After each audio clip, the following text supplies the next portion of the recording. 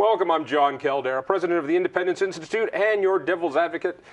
We'll talk a little bit about energy and education later, but first, shall we celebrate? It's over. The long session is over. From ColoradoPolitics.com, Peter Marcus, glad to have you. Happy to be here again. And Kristen Wyatt from the AP. Good to see you. Glad to be here. All right. Now, just as you're running over here, you got another news bomb that there might be a special session. Yeah. Because 120 frickin' days is not enough time for these guys to make any decisions. They couldn't even give us one day, couldn't even give us one break. You know, after it ended, everybody was happy, it was over.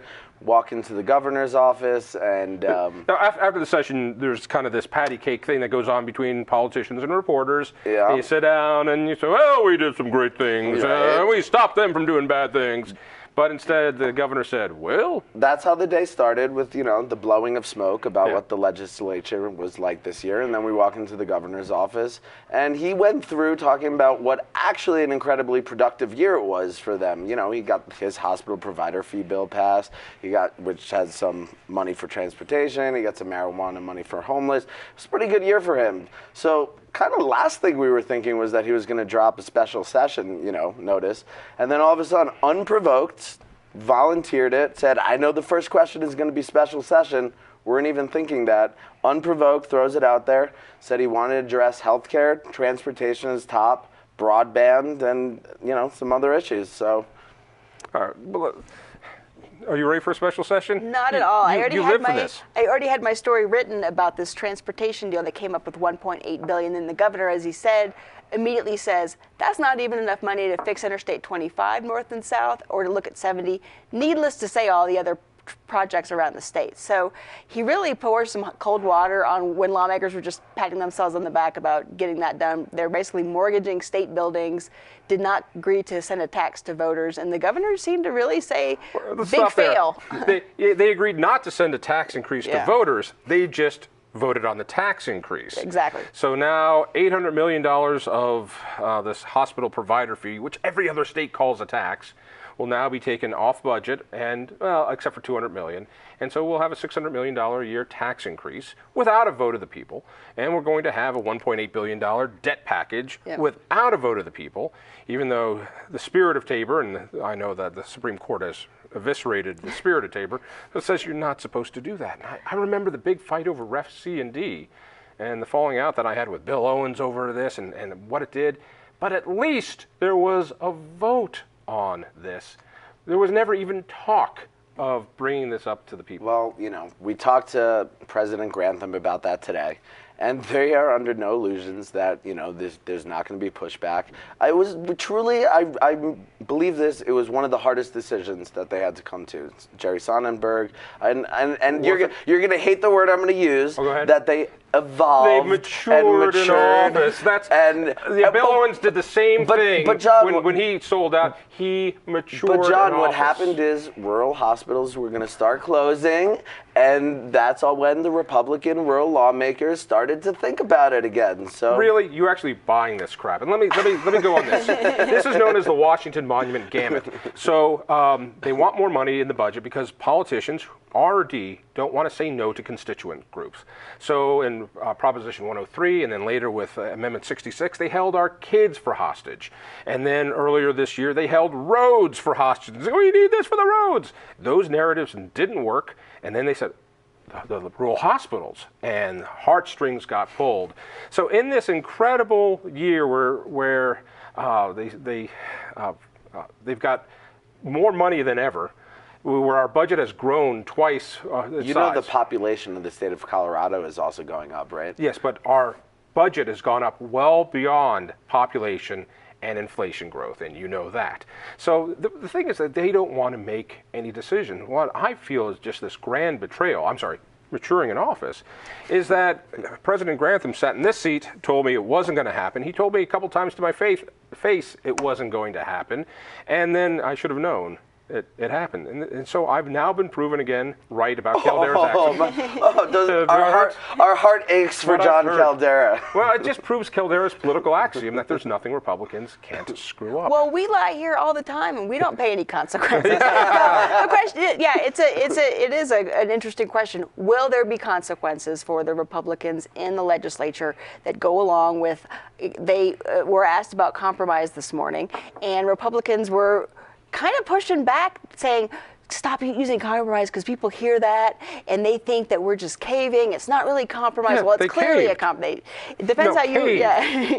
Caved is the word. So you can see that they're bottom out, fell asleep, gave up completely, forfeited. Yeah, we can do this there's all lots day. of things that could go all day. So they're clearly very concerned about it. The question is going to be, is there enough runway time between now and when they face voters next year, or will voters forget but still complain about their roads, and they will remember if their hospital closes and they can't drive to work? For me, the real conceit was not asking voters.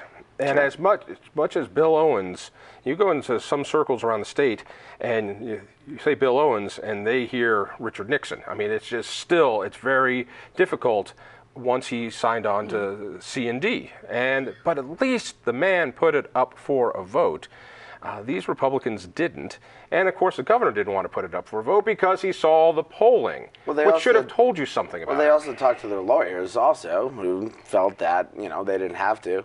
Look, I mean... Actually, let me challenge that. I agree with you that... Including the Republican Attorney General of the state of Colorado. The way that the Colorado Supreme Court has eviscerated Tabor, as long as you call anything a fee, you don't need to ask permission. As long as you call debt a certificate of participation, you don't need to ask.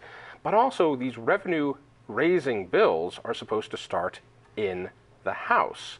And particularly this so-called business tax credit, not an exemption, is paid for by an increase in marijuana tax, which didn't start in the House. This is going to run into some legal problems as well. The question is, how much blowback is there actually going to be? And I already got a press release from AFP claiming that they had the best session that they've had ever, that they got the transportation funding bill that had the tax increase killed, that, they got the cap issue in SB 267, the state spending cap issue lowered, but not, so that taxpayer rebates would be protected. They seem to already be creating a narrative like this wasn't as drastic as it could have been. And I'm just wondering whether or not these groups are actually going to go full steam and attack. I don't know, to be honest. Time will tell. I'll take back all this criticism if in 2 years there's a Democratic legislature in both houses, because they would have taken all $800 million of this hospital provider fee. And so at least we got that 200. Terrific. Or if something happens from Washington, which makes this hospital provider tax / fee irrelevant, then won't that be nice? It does feel a little bit, last session for sure, and this session still does. You do get a sense from Democrats there's a 1-seat majority for the Republicans in the Senate, that if they can just bide their time, they'll eventually take the Senate, and then it is, off to the races, and they can kind of do whatever they want. And so it does sometimes feel like they're just trying to cobble and scotch tape together a spending plan for the next year or two until they can take the Senate and do what they want. It does have that feel sometimes. What's really interesting? There was this bizarre love fest going on at the Capitol today as we were doing our evals. Senate Republicans were talking about how wonderful it was to work with Senate Democrats this year. Because they became Democrats. That's why.